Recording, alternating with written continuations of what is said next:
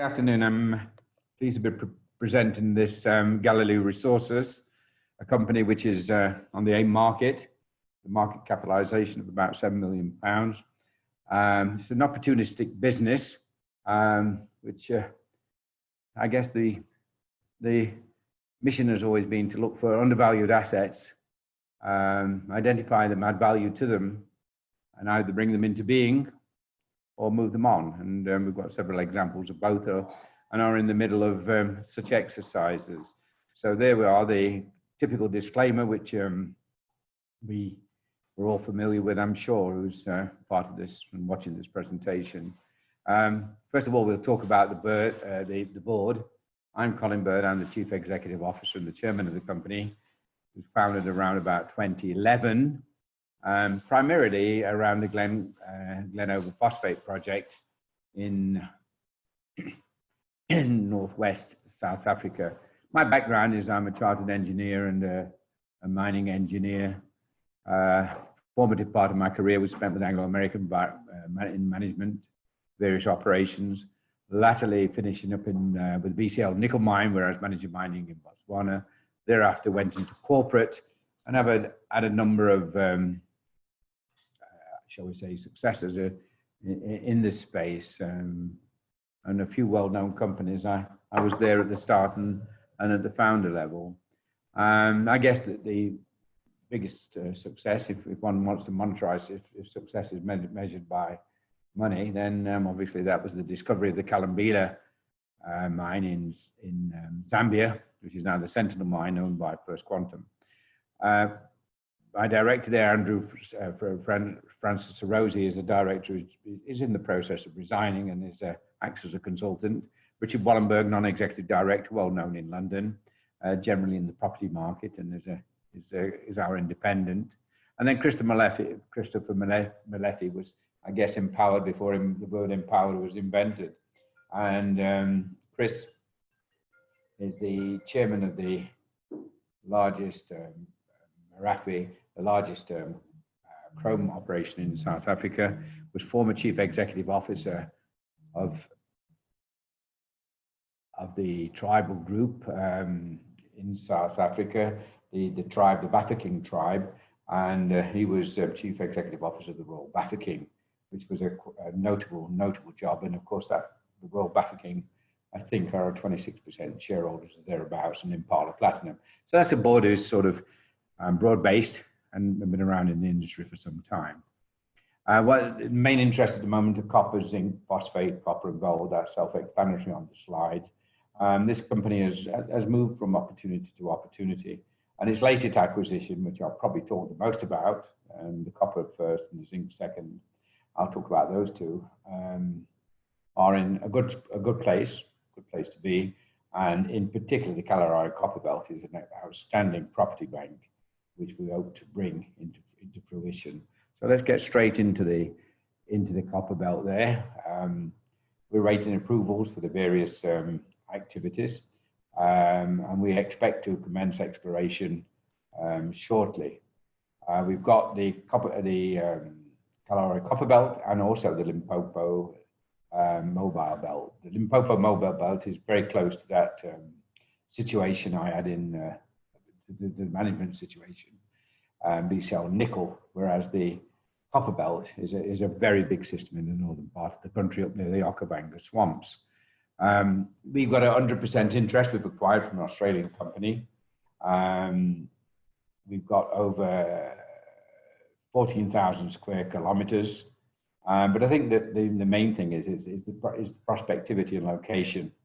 And the Kalahari Copper Belt is recognized internationally, and the UGS, I think, put it number one in the world as the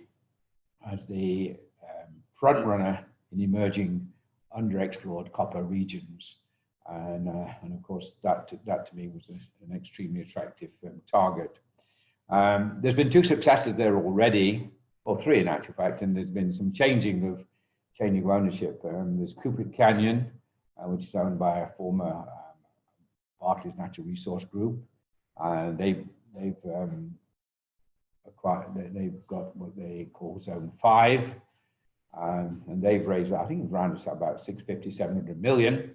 US dollars to develop a mine. And then Sandfire Resources, which is an Australian listed company on the ASX, and they're worth about $1 billion. They're good developers and very good explorers, but they're entering into the Kalahari Copper Belt by way of a purchase of MOD.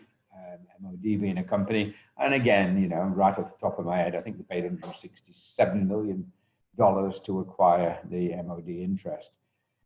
Interestingly, on April the 17th, I think it was, they made an announcement of a set of results, which quite frankly astounded me. I couldn't believe them. Really, I've not seen such good results in ages. So that's what drew me to make this acquisition while the going was good. So for once, coronavirus gave us some sort of an advantage. It allowed us to complete that deal in jig time and remotely. So very pleased with that, and very, very pleased with that. And of course, you know, you will know that, as it says there, that Botswana is stable, pro-mining. They made a stack of money in their development, has been really based on their 2 diamond mines. I think it's Reneng and Rapa, and they really do support mining and mining development. This is a plan view. Like all plan views, it looks quite small. That's a massive region. And you will see, you know, these aren't Mickey Mouse, 36 million at 1.14, 155 million at 0.9, 100 million ton at 2% copper. Gee, you know, I mean, they're really good results. And we've got, our positions are in and about, dotted in and about all of those situations. PL 250, PL 261, and you know, so we're in and about either we suspect on dip 2, we suspect on strike 2, and we suspect lots of things, but we're in the nucleus of what is this copper belt and last 5-year discoveries. Our plan is, quite frankly, unfortunately, you know, this was dismissed years ago, dismissed on the basis that, oh, it's all Kalahari Desert and you won't, if there's anything there, it'll be miles deep and covered by sand. Some of these discoveries are as low as 15 meters, 60 meters being the norm, 80 meters. So that myth, as you go the further north and the further east you go, that myth is gradually destroyed. So this is under not too much cover, on strike, on dip, any number of circumstances, at least 4 live projects. And so we're going to fly them with the helicopter. No good messing about. I mean, if one looks back, helicopters and junior mining companies were mutually exclusive. But there's only one way to cover this amount of ground, and that's to jump in an helicopter and fly it. And obviously do the geophysics. Happy to say that deviation of chemistry, some deviation of chemical anomalies, together with the right geophysical response, has marked the spot for both Cooper Canyon and Sandfire, and hopefully it will mark the spot for us. Here I talk about, I get really geological, but I'm sure nobody on this presentation really wants that, but they do like the music of 100 million ton at 2%, that's music. And of course there's nice silver in association, you know, zone 5 again. So there, between those 2 zones, you've got, you know, what is it, 100 million, 26 million. So, and the latest results that I referred to in April, they're as high as 5%, 5.5%, 3.9% of some of the figures I recall. So we're excited, and we're very, very excited. And why shouldn't we be? Because it's a pretty good acquisition made in difficult times, but in a commodity which appears to be showing great legs. And the Chinese are very, very anxious to increase their copper bank in terms of actual operators. And if they don't increase it as operators, they obviously want to increase their ability to access new discoveries. So pretty pleased with this acquisition. There's the yellow licenses, they're ours. We talk about the Dakar formation. That Dakar formation is X marks the spot, really. And as I say, the geophysics actually picks up the junction, the contact. And that's what we're about to do. Star Zinc is a different situation, and we've got two positions there, Kashito and Star Zinc. We've drilled out Star, which is close to Lusaka, and Kashito is next to the Sable Zinc refinery in Kabwe, so 1.5 hours up the way there. And again, both projects are very, very big. I've got a picture there of the fundamentals of zinc. Zinc, like most commodities, is doing pretty well. I was going to say post coronavirus, but in the midst of the coronavirus, a lot of the base metals are doing very well, and the trend for zinc is good. And zinc is being talked about as a possible battery metal in terms of battery electricity storage.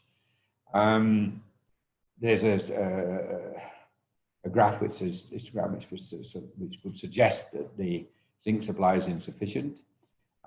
We've got this target, and we've drilled it out, and we've got some really spectacular results. And not only have we got very good, very good zinc results, around about 90,000 tons of contained zinc in ground, but there's contribution from silver and germanium, both of which are doing well, as you know. This deposit actually physically reports to surface, Star Zinc, and doesn't go down much more than 60 meters. And the zinc is very easy the zinc ore, it's a silicate called willemite. It's a silicate, and it's so easy to identify. It's so dense and so heavy that selective mining is not a dream, it's a reality. We've drilled it nicely, we've drilled it out. And there's some of the figures which that anybody who knows anything about base metals and zinc in particular will see that, when you start seeing 38.86% zinc, 23% zinc, 21% zinc, 29% zinc, they're very serious intersections of zinc. And of course, you see intersections of 3 or 4 ounces of silver and 45 grams a ton of germanium. Germanium making of late having quite a part to play in technology. There's the shape of the ore body. We've got an east pit and a west pit, completely drilled out, and this has been independently modeled by Addison in London. And we think we've nailed it. We know the western extent, we know the eastern extent. We've got it confined, and we're in the middle now talking about licenses. There's a table which I've gone through some of the high-grade intersections, and this is just repeating more or less those sections. There's the picture of the one of the cores of 33.8 meters of a 60-meter core length, so 31% zinc. I mean, gee, and that brown stuff, really shows you what it looks like.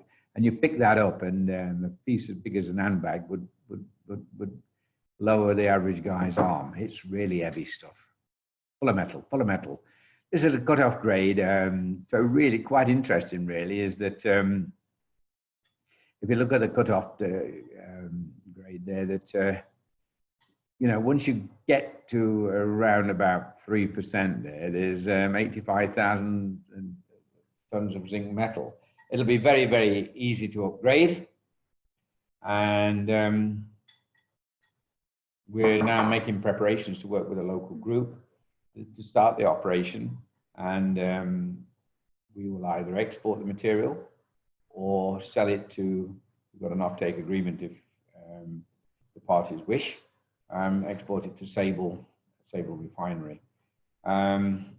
Again, this is just a table which shows the progression of the deposit over the years. It was first discovered by Charter Consolidated, which was an arm of Anglo-American, sort of managed by the guys who managed the Zinc Project 1.5 hours up the road. We're the first people, I think, to actually seriously explore this project. Kashito is a similar kettle of fish, 1.5 kilometers up the road, but hours up the road, but of course next to the Sable Refinery, only 5 or 6 kilometers away from the Sable Zinc Refinery. Same material, upgrade, and quite easy to put into the smelter. Yet to be drilled, and we'll be hopefully drilling that in the not too distant future. This shows you some of the what's been done by BHP, and it gives you an idea. The purple obviously is the anomalies, and that shows quite a big area which we know we can extend, and it's just drill ready. And I'd be very surprised if the story isn't exactly the same, i.e. the material will go down to 60, 80 meters, continuous from surface, discrete ore bodies, and we should be able to prove up something quite a bit larger, quite a lot larger than the star zinc near Lusaka. You know, you can see there that we're talking about willemite, we're talking about the same story. I think the only difference part of this is that you do get lead in association, and this time round you get some vanadium in association, which is not a bad thing. Which is not a bad thing, and I think the guys who are running the Sable Zinc refinery are well able to extract and beneficiate vanadium. So that adds value, because vanadium has been an interesting metal. It's been up, it's been down, it's down at the moment. Again, that might figure in battery storage, but I think the driving force at the moment is the international standards for building and rebar standards, and the Chinese are accepting the rebar standards, which will give vanadium a renewed place in the space. So there you go, that's where we'll be exploring. That's a Google Earth picture of the Cabway town. And then we're moving over to our, I guess, our project, which was a founder project for the company, Glen Phosphate. And Glen Phosphate is a big deposit. There's 3 pits there. You can see those open pit stockpiles. They're good for about 3 million tons of ore, very high grade phosphate. But what drove me there in the first place, and this was formerly owned by Goldfields, was the associated rare earths. Rare earths had its day, and that day died very abruptly. Coming back now, but it doesn't really matter, you know, because we have scandium, vermiculite, and this is a valuable little project in its own rights. So 3 million tons which are ready to be processed, with an open pit with a further 7 million, where you've just got to extend the open pit, is a valuable resource which we're considering what to do with at the moment. We have interest from a number of sources. The interest are the phosphate alone. Some interest is phosphate, and upgrading the upgraded phosphate will lead to an upgraded, which will be the gang, an upgraded rare earth, and pre-rare earth plant. So there's so many options, and it's a pit of considerable value, and we're just in the final throes of getting a mining license, which of course in South Africa, well, anywhere in the world, the achievement of a mining license takes any project into a new category, and gives value where before value might be there, might not be there. So very pleased with the progress there too, with a number of interested parties. The further project in Nevada is a Gold's Khan and Colin type gold project, well placed just near the Utah border, attracting international interest. We actually acquired a portfolio called St. Vincent's, and we sold within that portfolio was a project called GABS, and we sold that project GABS, which was our main project, for $2.5 million, which assisted us in developing generally Galileo, and the retained further because there was quite a bit of interest around the mining community, and of course with the if you wanted to be in 2 metals, I don't think that gold and copper would be left out of your list of metals to choose. So that project has a lot of legs. I keep using that expression, and you know, a lot of meat on the bone and a lot of international global interest, particularly from North America. There is talk about it being another Colin trend. Pilot Gold nearby, that showed extremely good values. I think they call the mine Long Canyon. Yeah, they do call it Long Canyon. Long Canyon, very, very, it was sold by a set of young geologists who probably won't look back, sold to Newmont for $2.3 billion. And they're the people who own it. So it's a strong suggestion there that, and as I say, we're right on the border with Utah, strong suggestion that there's another Colin trend emerging. And there's the claims, as you can see, it's not a sort of well, it is green fields, but it's certainly got drill hole intersections there of reasonable values of gold and reasonable values of copper. We think it's the skarn, and then it's not unusual in these situations to see halos where the gold is separate and the copper is separate. And it's not unusual to see them coexist in the same mineralization environment. But again, one's got to be very careful how you spread your money, how you spread your resource talent. And so in anticipation of the market we're in now, we've sat on this one for a couple of years, paid our dues, paid for our claims. And, you know, America's not like some countries in the world where you have to give up ground every 4 years, or alternatively, the price of keeping the ground goes up, like Chile, for example, astronomically. Provided you pay your money, you keep your project. So it's in good standing, it's in a very good place to be.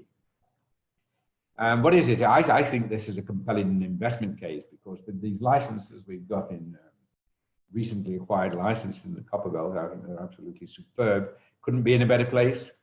2 zinc projects, one drilled out, ready for production in a user-friendly country, open pittable to the point that there'd be a small pit. You know, it's kind of an underground quarry. Glen over may be something we work ourselves or something we sell or a combination. And with Nevada, I mean, huge potential in the right metals, gold and copper. This management team has made several discoveries. I'm responsible, you know, for